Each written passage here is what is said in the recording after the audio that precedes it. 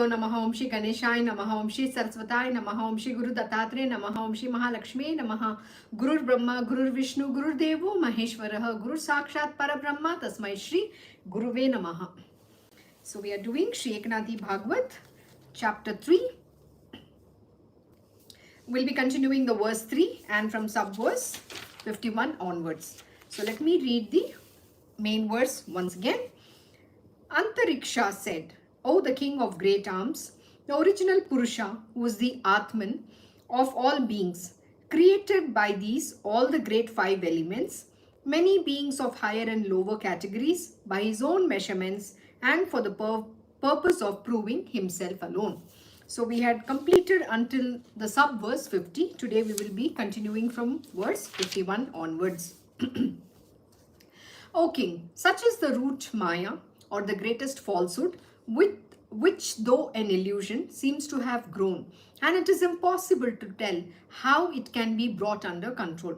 So for the first time, Eknathi Maharaj, that is as part of Uddhav Gita, it's Krishna Bhagwan himself, has so beautifully described his own Maya. And how is the birth of Maya happens, and when we start, falling into this illusion called Maya. If we say that Maya is true and it exists, please note that after knowledge, this Maya disappears. And if we say that it is illusion and not real, its effect is felt and perceived. If we say that it exists and then it disappears, that is also not true. So what is he saying here? See, he's saying that the root of Maya, let me go back. Where does it all begin? It begins with ego. And what happens with ego? Then comes the I-ness and the minus. And with the complexities of ego, enticement and minus grow stronger. And then what happens? Then the decision and doubt comes into existence, which is what happens in your mind. And then what happens? Because of the decision and doubt, the minus becomes even stronger. And then this Maya becomes very firm and she makes the triple seat. What is the triple qualities? The qualities are the Sattva, Rajas and Tamas, the gunas, okay? And this quality, she takes birth, she makes that as a triple, that's the triple seat, and there she makes firm her root, her existence, and that's what happens. Now we are continuing. So what is he saying? The root Maya, such is the root Maya, or the great falsehood. Now the root where she has made her root very firm, that's in the triple seat, that's the qualities, which is your goodness, then you have action which you perform, and then it's a lethargy or inertia. So under this three, the three modes of material nature, a man is constantly swayed by Maya. What happens? You either are sometimes good, sometimes you want to do work, sometimes you don't want to do work, sometimes you want to be tamasic, that's lethargy, feeling indiscipline, laziness, whatever that you want to. So she is operating in all these three modes of material nature, and that is where the seat where she makes herself very firm. Now what do you need to do? You need to understand that the root, such where the root of Maya is, that is the greatest falsehood. Falsehood is, what does falsehood mean? See, my Guruji has always been teaching us that everything that you see in the material world is a Maya. It is not real, but it appears so real. That is exactly what he says. How is he saying? He says this falsehood, which though an illusion, seems to have grown, and it is impossible to tell how it can be brought under control. See, the only way, the secret of how you can, override Maya is by devotion to Sri Krishna Bhagwan. Devotion unto the lotus feet of your Gurudev. That's the only way out. Otherwise, there is no other way out. You know why? Because the moment you enter into the material world, the question will come, is this really Krishna Bhagwan? Is my Gurudev Krishna Bhagwan? That is Maya creating doubt in your mind. Do you see how flimsy it is? How easily Maya can sway you away. She can take you away from Krishna Bhagwan if your love and devotion for him is not the ultimate. If you don't have that absolute faith, the question mark, oh, he appears like an ordinary human being. How can he be Krishna Bhagwan? This is the doubt she'll put in your mind. And what will you do? Immediately, you will also start thinking. Because what is the most important thing is told here? By putting bangles of decision and doubt, She decorates the mind and gives it as a gift to minus. The moment you have identified with your ego and this doubt comes, you will start dwelling on that question. The moment you dwell, then what happens? You get carried away. It's very easy to lose faith, but it's very difficult to stand firm. And that is why you just need to have absolute faith, love and devotion unto your Gurudev. That's the only way Maya will not trouble. When you are under his Chatrachaya, means under his firewall. Then what happens then? And it is impossible to tell how it can be brought under control. So, if we say that Maya is true and it exists, please note that after knowledge, this Maya disappears. And if we say that it is illusion and not real, its effect is felt and perceived. So what you're experiencing is I wouldn't even say effect, you're actually experiencing Maya, because till your understanding doesn't firm that this whole world is nothing but an illusion. It is a creation of the Divine Lord. Until you don't have that firm understanding, the effects are going to be very strong. You're actually going to identify with your body, your relatives, this world, everything that is happening, good, bad, ugly, you're going to be affected. So what did my Guruji teach today? He taught a very beautiful lesson. And that lesson is about the one who understands this world is all falsehood. Though having the knowledge, he just enacts. He's playing and he's just acting. He's acting a role. Whatever the body he has donned, in that he has to perform. And he has to be the best actor. So you are also performing a role in this world. And this is something that you need to understand, which is not so easy. I'm not saying this understanding can come immediately, but you have to consciously practice. The practice is that, okay, this world is unreal. I'm just play acting. That is why my Guruji will teach everybody to just stand outside of yourself and witness. See, this is Rajshri Ma. She is going to react like this. That's what you have to witness yourself. When you witness, you will understand, okay, now I'm going to get angry. Something is triggering. My anger is going to come. So I just have to control my nature. But that ability to control is in you, provided you understand your own nature. So first is to understand your own nature, and then you can slowly control it. It doesn't mean you have to give up your nature. Nature is given so that you can win in this world. You have to serve a purpose. It is only for the good of this humankind and yourself, but not for self-destruction, not for doing wrong things. The nature has to be always directed for a good purpose. That is why God has given us all a nature. And that nature is very beautiful. Even if you have anger, anger has to be directed to win in this world, to succeed, to achieve or accomplish whatever you aspire for. But if you're not doing that and you're just, using that anger on yourself and somebody else, that is not going to lead you anywhere. That is why Krishna Bhagavan says, anger is the doorway to hell. So my Guruji will say, how do you use that nature, God-given nature, for doing something good in this world? And also you can say, I want to reach my spiritual wheel. So you're going to put all that effort and saying, okay, I'm going to use my nature, whatever that is there. I want to win. I have to achieve self-realization or God realization. Though it is not in your hands, yet you have to have that fire in your belly to go and do that.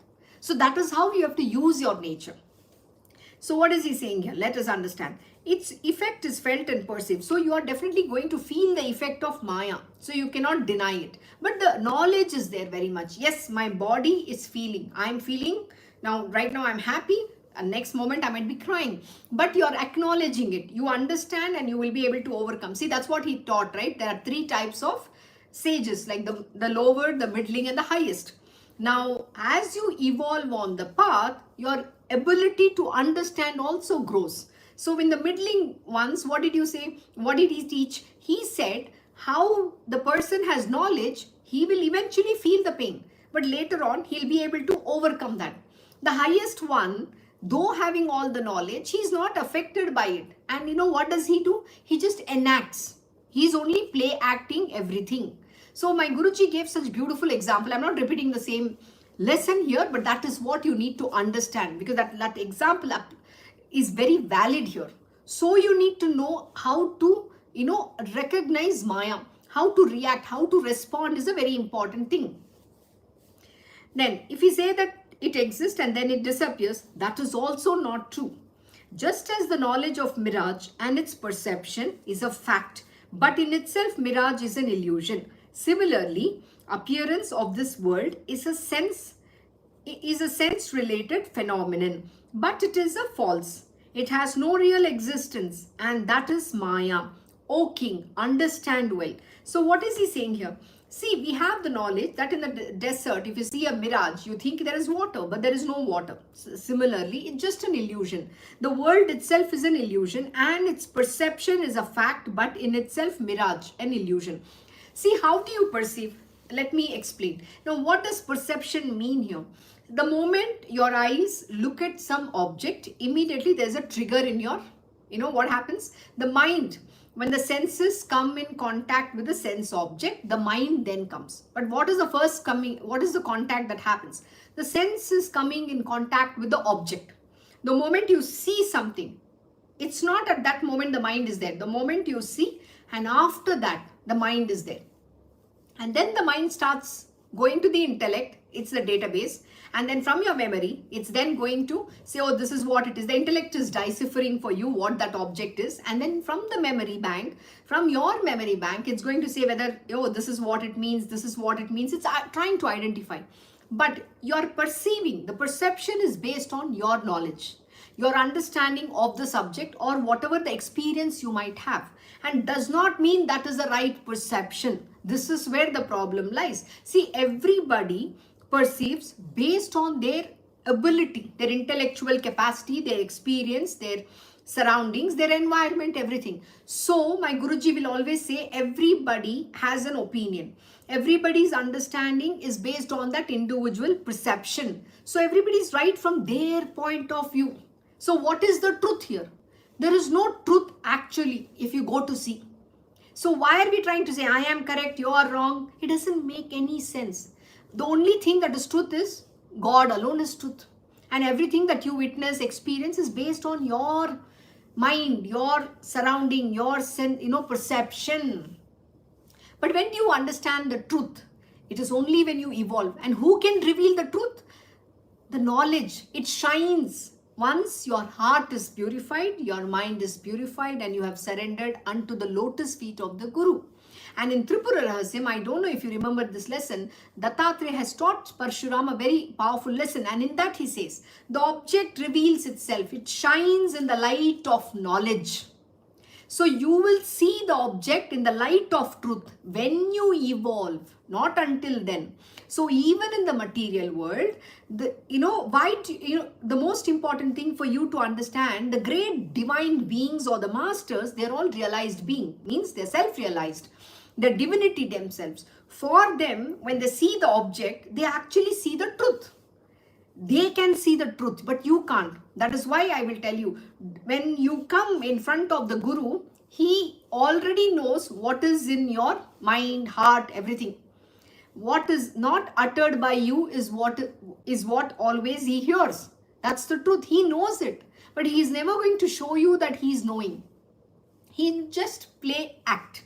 Now, how does that work? See, that's what I'm saying. So what happens is, when you evolve, the object shines in the light of knowledge. So you're actually going to see the truth. But otherwise, you will not understand. You're only going to understand based on your perception. And that is Maya, because that is unreal. You're not understanding the truth at all. So truth is a very far off subject. So what should we do?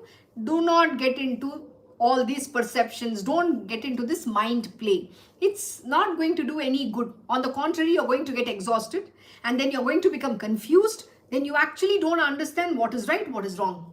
You can't even say that. So don't allow your mind to dwell on any subject which is not going to help you progress. Got it? Now let's continue. So, just as the knowledge of mirage and its perception is a fact, but in itself, mirage is an illusion. Similarly, appearance of this world is a sense-related phenomenon, but it is false. That is exactly what I was explaining so far. Everything that you see, it's only a sense-related phenomenon. It's not the truth at all. The objects, to see the objects in the light of truth, you have to evolve, and then only the object will reveal no shine in the knowledge of true Lord, reveal itself, not otherwise. And then it has no real existence, and that is Maya. It has no real existence. See, everything in the material world has to come to an end. What is being created also has to end as well. So that is why everything, this whole world itself is going to come to end. So what are we running after? The only thing that you have to realize is God alone, that Paramatman. You need to understand that I am not this body, I am the self. That is why it is self-realization. That is what you have to strive to achieve in your life. Don't run after this material world which is unreal. When we ask Vedas and sciences about the residential address of Maya, they kept silence. If we go to verify whether Maya truly exists, we come to know that it is not. Just as it is not possible to tell as to from which mountain in the river of mirage began, similarly, for our speech, it is impossible to describe the signs of Maya. That's why my Guruji will say, it is Lord's Maya. You can't understand when Maya comes, how she comes, in what form she comes, you can't recognize. It's it's actually very dangerous. She's very beautiful. You have to, befriend Maya, but never challenge Maya. So understanding Maya is it's not possible for anybody. So that's what he's saying. So what is that we need to do? See, even the Vedas kept quiet. They can't describe, okay, how does Maya come? Where does she come? Here, he gave an idea. Where does it come? And that is why my Guruji will say, we have to always be devoted to Krishna Bhagwan. The only way you can keep the Maya in control is with the grace of the Divine Lord himself, because it is Lord's Maya. So that is why we have to be very, very careful. Then, we did this. Just as it is not possible to tell as to from which mountain the river of mirage begins, similarly, for our speech, it is impossible to describe the signs of Maya. Is reflection actually in the mirror? Can we take it in our hand? But for a man who looks in the mirror, his image is visible to him. Similarly, Maya is as one looks and conceives. Again, he's just trying to describe. He's giving examples so that you can understand. But this is very complex. That is why my Guruji will say, let's not decipher any of these things. What should you know? Just be devoted to Krishna Bhagwan. You don't need, it's only love and devotion. It's only bhakti. Let's not do this mind gymnastic. We are not going to go anywhere. See, what is Eknath Maharaj also telling here is that nobody can understand her. Nobody can, you can't even describe in words. There is no way you can, in speech also you can explain. So Maya cannot be understood or explained. That's what he's saying. And so what is he saying? Like if you see your reflection in the mirror, can you catch your reflection? No. Similarly, Maya is as one looks and conceives. But you can't still catch her. You can't say this is Maya. You can't point out. Maya is a very strange one. It's very, very unique. Nobody can understand Maya. Then, there are many people who will say, we have caught alive the rope as serpent. Please come to see its magic. Only these people may praise the greatness of Maya if they wish. So he's talking about some people. Means what? Some divine beings who can say that, right? We have caught alive the rope as serpent. Please come to see its magic. Only these people may praise. What is he saying? May praise the greatness of Maya if they wish. So there are people who will say, okay, look how Maya is. There are people who always praise Lord's Maya. They'll say how she's so powerful, she's great and all that. That is what he's talking about. If we wish to throw away our own shadow, we cannot hold it and throw it by ourselves. Similarly, Maya is unsurpassable. Now, you know what my Guruji will say? Don't ever allow yourself to say, oh, yes, I have understood. The moment you say, I have understood, Maya will prove to you that you have not understood. Or in otherwise, she'll say, yes, you are the greatest, you have understood. See, in this Upanishad Ganga, I was talking about a very beautiful story. How the two, that is Indradev and Virochana, that's the leader of demons and the leader of the king of gods, right? Both of them go to Prajapati to learn this profound knowledge, that is realizing the self. So they go to him. But Virochana thinks the body is self and he goes back thinking, I am the body, I should enjoy. And that's all his understanding. But Prajapati, the guru, did not stop him. Why? Because he has to put self-effort to investigate and come back with questions. But Virochana did not do that, and he goes back and he gets lost in the world of Maya. Then comes Indradev. Now Indradev, does evolve a little bit, okay? But then Maya comes in the form of ego. I have realized the self. The one who has realized the self will never say that I am self-realized beings. Now Indradev is saying, oh, I am the greatest. So there is this episode, you should watch to understand this. It's very powerful. So now Maya has come in the form of ego. So if a self-realized being will never open their mouth, they will remain silent. But Indradev here is mighty pleased. He's very egoistic. He's so arrogant, I am self-realized, and all the gods are praising him. And at that time, the divine consciousness is coming. And nobody can even answer the divine consciousness. And that's the beautiful, it's a very powerful way to understand Maya. How Maya can come in. Even when if you think, oh, I am self-realized, the fact that you say I am self-realized itself, Maya has come. You are not self-realized. Those who have realized the self will always keep quiet. Silence is their word. Silence is their mantra. They will not utter a single word. They don't have to prove anything to anybody. They don't have to say how great they are. Understand this truth. They will be as simple as possible. Like Krishna Guruji. He's never going to say a word. He's Paramatman himself. Never will. Dattatreya himself, they will not say, I am Dattatreya. He will come in form of Narsimha Saraswati or Shripad Sri Vallabh.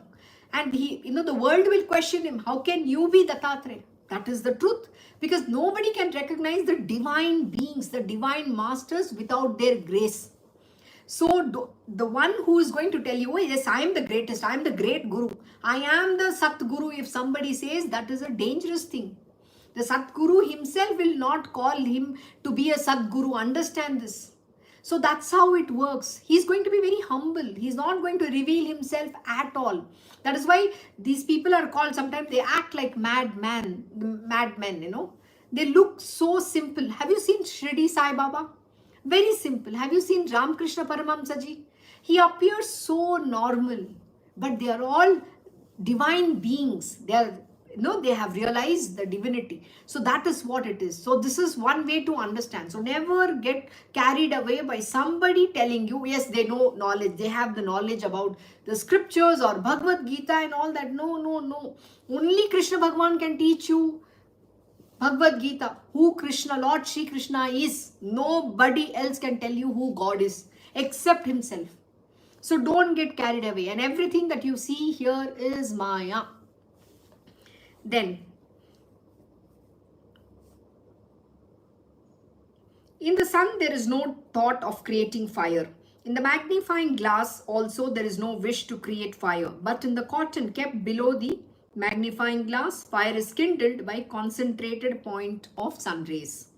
Similarly, in the absolute Brahman, there is no thought. In the physical body also, there is no thought about the world. But in the desire, which plays in between, there appears the whole world due to pride of being a body. So beautiful. This is what you need to understand. See, what is he saying?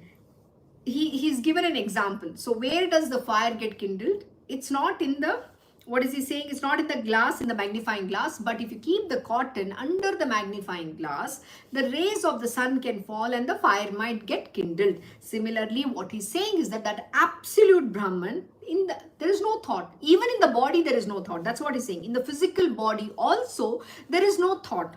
But how does it happen? But in desire, which plays in between. Between what? The body and the understanding that you are that absolute Brahman. In between that comes is your desire. Do you know there's a beautiful verse in Bhagavad Gita? Desires are the root cause of all your miseries. Unfulfilled desire is the root cause of your anger. Every time when some person gets angry, just go and investigate. Why am I getting angry? What is the root? Go to the root cause of it and you will see. You will understand there is some unfulfilled desire. So where does this all spring from? Unfulfilled desire. So did he say the word desire? But in desire, which plays in between, there appears the whole world due to pride of being a body. So what has come here? One is the desire and the next is the pride of being a body. See, we take so much pride. Oh, I am some great person. I am this, I am that. One day my Guruji was talking to me and he gave me a very profound lesson. He was saying that, see, when you identify yourself with the body, you think some job, what certain jobs are below your dignity to do, But he said, see, look at these great beings. Or even if, say, for example, if we have some enemy, we don't want to go and talk to them. We think it's below our dignity to even go and talk to them. But he asked me a question. Have you seen Shivji or have you seen Lord Vishnu? They don't have any qualms. Somebody might be, hating them, calling them names or saying something wrong about them. Yet they'll be very compassionate. Yet they'll show full of kindness and goodness. They're full of love. They will go and talk. They are the epitome of humility and humbleness. So this one important lesson he gave me. So he said, Rajma, we don't have to get upset or angry. See, everybody is driven by their nature. And in the material world, they are all in an illusion. They think they are some great people and all that. See, the divine beings need no acknowledgement. They don't have this pride of their body. Why? Because they're the absolute Brahman. They have already realized. So for them to go and talk to anybody, even if somebody has called them names, they will still go say very nice things to them.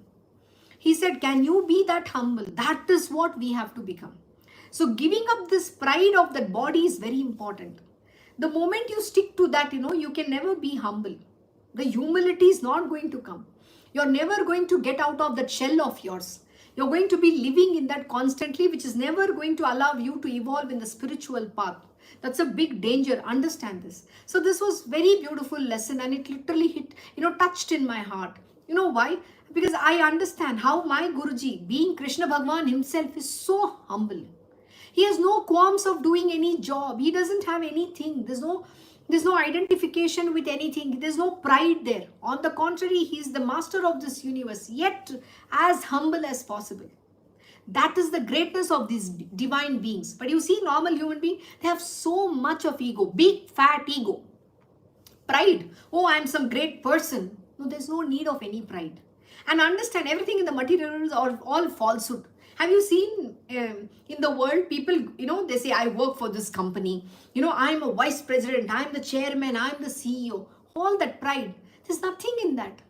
It is just a momentary thing. That power, position, name, fame, it's all transient. Nothing is permanent. The one thing which is permanent is that divinity. That is the identification you need to have. Everything else is futile. Today it is there, tomorrow it doesn't exist. Everything is going to change. So what are you running after? The impermanent things. When you understand this truth, then you are not going to feel small, big, nothing. On the contrary, you know what you'll do? I have to serve my God's mission. I want to be the best in what God has given me. I have certain talents, the capabilities. I am doing this for Krishna Bhagwan. So I will be best in that. There is no other competition outside of you. You have to constantly evolve. You are your best friend and you are your worst enemy. You don't have to compare with anybody in the world. This is the truth. The day you understand, you will outperform yourself. That's what is required. And there's nothing to feel small, big, nothing. Everybody has a learning curve. We all have to have that ability to learn. Learning, open to learning is most important. Learn like a child. Have you seen the child's curiosity? And how sweet is it? When I came to my Guruji, the one thing I always complained, and I was feeling very small. I have not learned this. I don't know this. You know what? Even today, he teaches me like a 5-year-old. If I don't know something, he'll say, Rajma, you got to do it like this. You have to do it like that. So that's the thing. And learning is a beautiful art. You have to be always open to learning anything. There is no end to learning. You have to learn till eternity. So That when you get this understanding, you will leave all that pride aside. You will not even feel, I don't know. Yes, you don't know. So what? Let's learn. Learn now. So nobody has knowledge, See, that's why I keep saying this. Krishna Bhagwan is Athanga Sagar. He's a limitless ocean. How much can anybody learn? Just a drop from it? Or how much you can absorb or have the ability? That's all. So learning with perfection is important. And it doesn't happen overnight. You have to first become a clay in the hands of your Gurudev. Most important. And he will then mold you into a very fine, the beautiful divine being who you truly are. So you have to just become, we say, like a puppet. He's going to use you to serve his purpose. But first you have to surrender. Become that clay. And he will give you the most beautiful, the goddess or whoever you are going to be. He will sculpt you. He will make that beautiful clay into a divine divinity. That is how it is. And you know what? See, the diamond cutter, when he chips, it's going to hurt. And that is going to be painful. So, but don't bother. But become that and you will evolve. He's going to bring out all the God-given abilities which is there within you. Entire potential. Krishna Bhagwan is in our heart. You have to bring him out. All the capabilities which you have been learning so far. So don't get carried away for Maya. Don't have this ego. Give that up. The pride of the body and the desire. Say, I surrender to you. Make me the way you want me to be. That has to be your surrender. And then he will do that. Then he will give you the beautiful, the form and the name and everything. How you have to be. And when he does it, you will be the bestest in the world. Beyond your own imagination or expectation. That is the truth. Then, as soon as the physical body in the waking state is forgotten, another body of dream comes into being and the false family life starts and increases in that dream.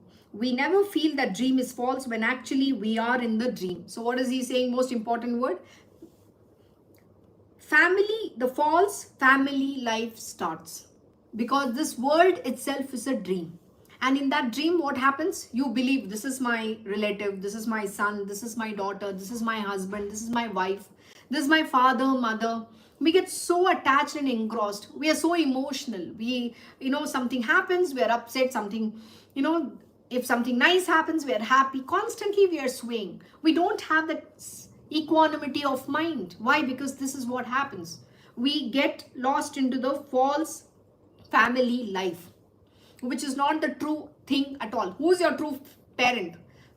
You're part of Vasudev Kutumbam. Krishna Bhagwan is your parent. That is what you need to understand. He is my real father. He is my real mother. He is everything to me. He's my best friend. And he's the one who's taking care of me. He's your charioteer. Surrender the reins in his hands and allow him to take charge of your life. That is what you need to do. But nobody does this. Unfortunately, you hold on. You think you know. Don't do that. Give the charge in the hands of Krishna Bhagwan. And he will make your life so beautiful that you can't imagine. That is the truth. In deep sleep, there is no awareness of the body. And the worldly life also has no existence. Birth and death are also irrelevant there. Therefore, these things must be understood as belonging to our pride about our physical body. So what is holding you all back? It's the pride about our physical body. Please understand, in the same scripture, Eknath Maharaj is going to do one whole chapter on pride itself. We're going to go through in detail. It's very important to understand how you have to overcome your pride of the body. The pride is the one which has to be destroyed, and that's called ahamkara, which is nothing but your ego. This pride comes into being only when we forget our reality as Atman. And due to that pride, the whole life in this world is increased. So what is that you forget? You are forgetting your true nature. And what is your true nature? You are the divinity. You are that self. And that is what you have forgotten. And that is why this painful existence in the material world, the birth and death, which is not real at all. And yet you believe that is the truth. So what is that you need to get over? Understand, I am not this body. I am just the a divine being. I am that Atman. I am not this body. Stop identifying yourself with the body. So how many more verses there? Okay, we have 84. I will have to, okay, we'll do a few more and I'll stop at verse 70. 69 will complete. As the fish in the waters of mirage is a fallacy, similarly, there is no physical earthly life in the absolute Brahman. So the effort to destroy it is madness. Only a madman will try it. So what is he saying? Those who are on the spiritual path are called madman. Everybody can't do it because it is not in everybody's capacity. How many will go searching that to understand I am not this body, I need to realize the absolute Brahman? Hardly any. It's not for everybody. That's very clearly saying. So the effort to destroy it is madness. Eknath Maharaj is saying how difficult it is. It's a madness to destroy that identification. Only a madman will try it. So you're not mad, but you are with Krishna Bhagwan. You have a beautiful guru and he's going to ensure you cross over. But you have to put the effort. Without effort, it's not going to come. That's why he's saying it is a madness. So the effort to destroy is a madness. The effort is very, very important. Antariksha said, O king, I went forward to describe the 2 letters of Maya and see what happened. The meaning of the word was left aside and narration of other things spread very far.